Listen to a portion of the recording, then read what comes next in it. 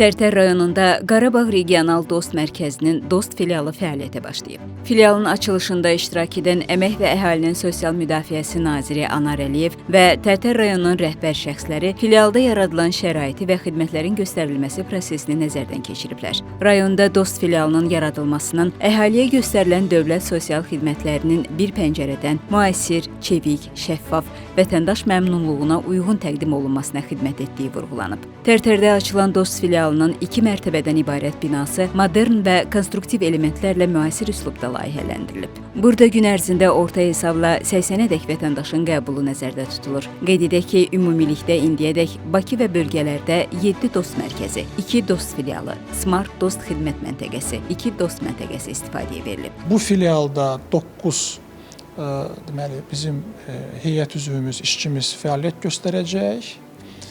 Bu filial gündə orta hesabla 80 vətəndaşa xidmət göstərəcək. Maksimal deməli pik saatlarında, pik vaxtlarda bura 150-170 vətəndaşa qədər, yəni biz qəbul edə bilərik. 125 xidmətimiz bu filial vasitəsilə göstəriləcək.